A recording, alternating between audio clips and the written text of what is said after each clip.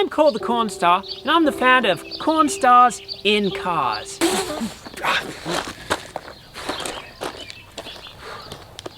Speaking of bugs, have you ever found yourself being dizzy, having a headache, a dry mouth, or being a grown man and peeing all over the toilet seat and the floor and then not washing your hands at a public place? If so, Corn Stars in Cars is right for you. For an everyday low bargain price, bottom of the barrel, cheap as you're gonna find, for $2,000 per tire, we will wash your car, truck, van, tractor. Not only will we wash it, we will wax it and we will buff it. If you check out the description now, you can take advantage of this month's special offer, which is commentary with Daddy Cornstar with a few unnecessary groans thrown in here and there, and a surprise visit from Augie. Side effects include constipation, skin rash, diarrhea, dizziness, drowsiness, dry mouth, headache, insomnia, and weird comments from old people. Spare tire counts as an extra wheel. Satisfaction not guaranteed. Please see your doctor if you think Corn Star in Cars is not safe for you. And while you're down in the description, don't forget to leave a comment, like the video, and hit the subscribe button. The next thing we're gonna be spraying is our corn, our post-emergence corn. We've done bean burn down with the sprayer, and it is all dirty with bean chemical, and we do not want to get the bean chemical onto the corn. Corn's part of the grass family. The stuff we put on the soybeans is not like grasses, and I'll show you why. See our sprayer trailer over here? When we switched one of our chemical containers, we ran out of bulk in the one, so we had to put another one on. I bet maybe half a little glass full, half, spilled on top of the trailer. We got some rain right where that trailer's parked. That was enough chemical to go down the driveway here. Look what it did to this grass. It was enough to kill it. We have a little bit of residual soybean spray, and we put that on our corn. It could really stunt it, and we want a stress-free plant, so that was enough to kill it. It just takes just a little bit to stress a plant. So if we lose 4 kernels per plant, we're losing like a bushel and a half an acre. So we just want to make sure everything's nice and clean. And earlier this season, I accidentally contaminated our water tanks with a load of chemicals, so we got to drain those. We got to get in there, power wash, clean everything out, get that soybean chemical out. On our mix mate, we need to get the soybean chemicals out of the line, so we got to do a full flush. Then we'll get the soybean chemicals off the trailer, put the corn ones on. Good morning, guys. Good morning, Daddy Cornstar. This could be quite interesting. This is the first time she's ever backed up anything. Look at the look on her face. Determination, she's gonna do it. Cleanout's not hard, but it's not very fun either. There's probably about 10 gallons of soybean product still in all the lines, bottom, the low spot of the tank, in this big line that comes in to feed the boom. There's some in there. So we'll take these filters off. We'll get everything out. There's a big filter underneath. We'll open up the fill hose. We'll open up the bottom of the tank. I learned quickly, you do the lower ones first. Otherwise everything gets really wet. Oh boy. Oh.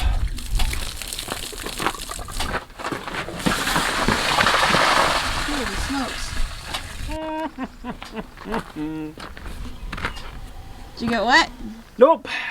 Like Usain Bolt. Ordered some oil the other day. 255-gallon barrels full of engine oil. $24 and something a gallon. It's almost doubled in price. Do you know if you eat green grass, when you take a crap later, it's gonna be green. Come on, we don't need to be eating that stuff. One thing I do recommend, and I do it every time, changing oil and stuff, even though we're gonna pour oil right back in it. But what if, for some reason, I had to leave, and the boys come along, hey, get down from there, man. What are you doing? You can scratch the door. Think, man, dog. But anyhow, what if I had to leave quick, and then the boys come down here and think, hey, Dad's got everything ready to go. Psst, back up. Would not be good. So I take the keys out, and that way it won't accidentally get started. But we got oil now. I want to start it and make sure we don't have any leaks and double check it. Got a little everything going on here right now. Tire guy's here. He's putting a new inner tube in, gonna fix the hole.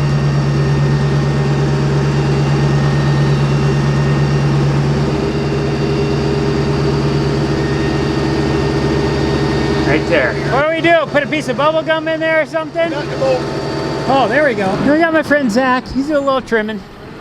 Little trimming. When our derecho came through a couple years ago, basically the whole left side of this tree just got really tattered up, and we had a couple broken ones at the top that we're just now getting around to it, but Zach's cutting out the dead ones on top, and we're also kind of shaping the tree a little bit. As we can see on the left side, we already have a lot of regrowth coming back. So if we get the right side kind of equal, it'll grow out nice and evenly instead of like having everything on one side of the tree. Oh, hey, a mushroom. Found it? But you guys dug way more than you had to. Ah, getting paid by the hour, I see. Yeah. We're gonna try something out. I need to get this little refrigerator over to the little mini home, the Corvette. I'm hoping I can sit it on that and roll it to the trailer.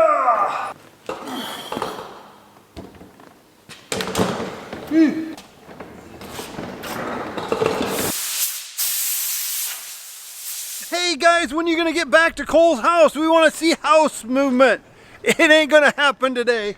We got Justin here.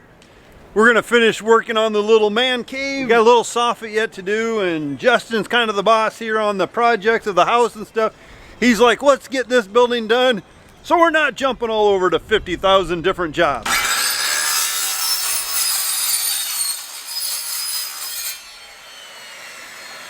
Yeah, I can tell you who is working the hardest.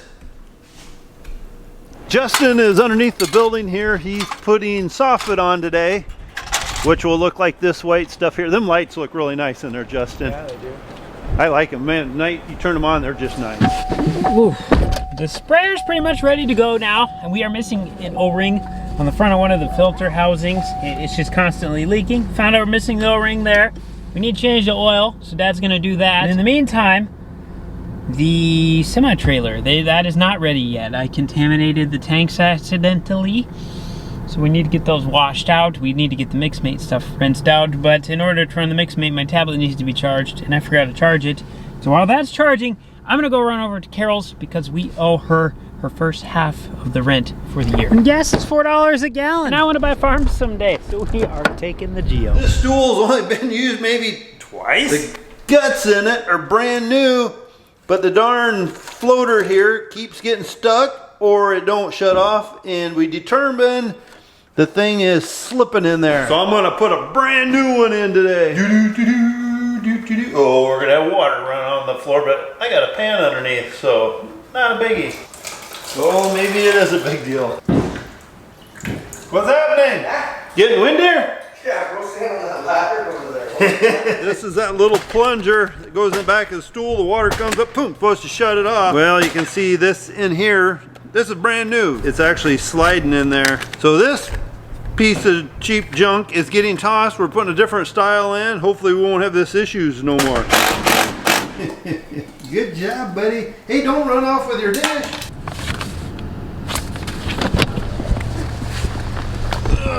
Kill 2 stones with 1 bird. While we're out here, I'm gonna show you guys a little test I've been working on in all of our cornfields. It's like the guy running the planter didn't know what he was doing right here and didn't plant anything. Huh. Wonder who would have done that. This is what they call a flag test. We have never done this before, and we are doing it on 10 different varieties across all of our fields. So what it is, during the first emergers coming out of the ground, like when stuff was just even smaller than that, when it was just barely, like it was just a little green dot just coming out of the soil. I wrote that down, and then I downloaded a GDU, a growing degree unit tracker, on my cell phone. And so I said, okay, in the first 12 GDUs, after the first one came out of the ground, what ones came out of the ground? That is what we marked with an orange flag. So all of these came out within 12 GDUs of each other. A GDU is basically just a way of saying how much growth the plant gets in a day. You take the maximum temperature for the day, you take the low, you divide it by 2, and you subtract 50, and that gives you the GDUs for the day. So after the first 12 GDUs, we said, okay, everything that comes up after 12, we're gonna use a white flag. So the white flags represent the second 12 GDUs, so 12 to 24. So we got 1 there, we got 1 there, 1 there, and 1 there. This brings us to our green flags. The green flags are going to represent everything after 24 GDUs of the first emerger. So it looks like we got 1 right here. I'll put you there. Oh, we got another 1 right there. This might look a little arbitrary, but we have a bent green flag on this end. And then 17 feet 5 inches down at the other end, we have another bent green flag. This 17 feet 5 inches represents 1/1000th of an acre on 30-inch rows. We have 28 orange flags, 4 white flags, and 2 green flags. So that means if this is an accurate sample of the field, which I tried to find a random spot. Actually, I kind of did this one in the middle of where most of the trash would have been on the combine pass, because this should be worst place in the field. We take those numbers times 1,000, so we have 28,000 first emergers within the 0 to 12 GDU mark, and then we have 4,000 12 to 24 GDU emergers, and then we have 2,000 24 plus GDU emergers. And this is really important to us because these first emergers, they had access to resources in the soil first, and they had access to sunlight first. So compared to a white, which was just 12 GDUs later than this one, just look at the size difference of that plant already. We have a wider leaf, and then this center leaf is significantly larger on this first emerger. Here's where it gets really interesting. We take a first emerger, an orange flag, look at the size of that plant. And then we take one, a green flag, that was after 24 GDUs. Look at the size of that plant. Boom, boom. This guy is the runt of the litter. This, honestly, will probably just be a weed. I would be really surprised if he produces much of an ear. If he does, it's probably going to be half the size of this ear. But that's what we're testing here. We want to see what are the yield differences between our 0 to 12 GDU emergers, our 12 to 24s, and then our 24 pluses. Early prediction, I think the white flags, the 12 to 24 GDU emergers, are going to be 5 to 10% less than the orange flags, and I think the green flags are going to be 40% less. We know that when plants come up later, it has a serious yield implication on the plants, but oftentimes, in order for us to make more improvements on our planter, technology, or just try new things on the farm, we want to be able to quantify that, because if we say, oh man, half of our plants are coming out 24 GDUs later, we're losing $150,000 a year. Man, maybe we should look into some upgrades for some stuff. Or it makes a $200,000 planter upgrade a lot easier to swallow when you can say, we're leaving $150,000 a year on the table. That planter will literally pay for itself in 1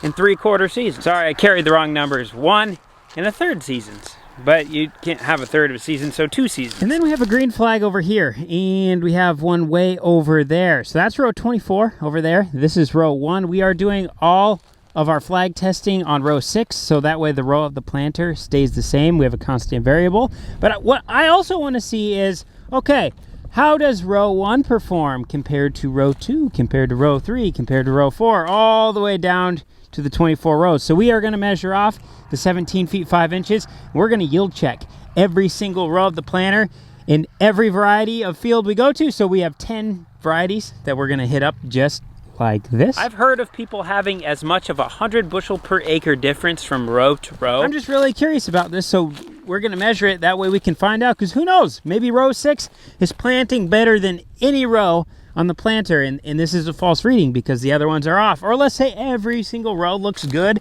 once we normalize the data, but then we get to row 14, and then all of a sudden we're like, hey, why is row 14 60 bushels less than all of the other rows? Then we can go look at row 14, and we can inspect the row unit, and maybe something is bent, or something's off, something's out of spec. This test is going to let us know those things. It's also going to let us know, hey, maybe one variety responds better to different things than others. So, I mean, just the more information we have, the better. And if you're looking for a 5-minute test, this is not it. My current yield goal is to raise a 300 bushel corn crop across our entire farm, 300 bushel average, and 100 bushel per acre soybean average. I have no idea how to do that. No idea at all. But if we're not measuring stuff, we're not going to know what works. If we're not trying stuff, we're not going to know what works. So you know what? We're going to try new things. We're probably going to get some stuff wrong here and there. It'll be a first for me. But we're on a journey. You need to work on the door latch a little bit. It's one of them doors that you tweak it, and then pretty soon you got to tweak it again. I don't know what the deal is with that. Oh boy. We always write the date and the hours when we change the filters. I think everybody else on the earth does the same thing. I don't know if you can see this.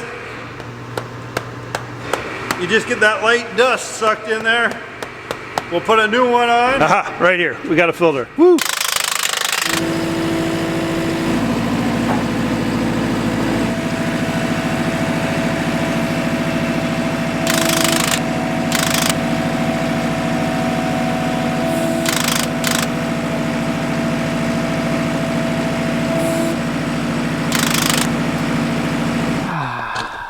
old rusty wheels. Now if I don't say so myself, that right there is a tire mountain. Looks like Garrett just pulled in, so him and Cooper are gonna do some work on this rig.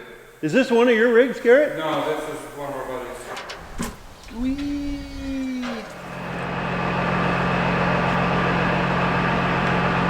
On the air system on this Hagee sprayer, they got an air tank here. About once a day, you gotta open the little pit valve, let the moisture out of it. Let's see if anything's in there. Maybe one of the boys already did it. A little bit in there.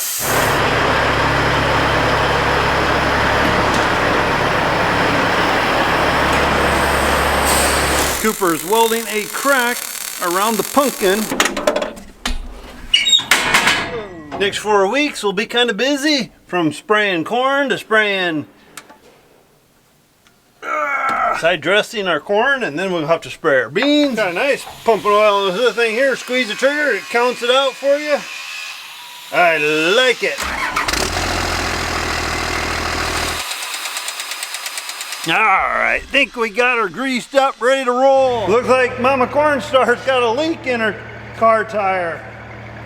Little bitty rock. Before we call it tonight, I'm gonna grab some soap with the power washer. We're gonna hit the boom. I wasn't able to do it earlier because it was really windy and sunny, and my soap dried instantly. Once we get that done, I think we're ready to spray some corn.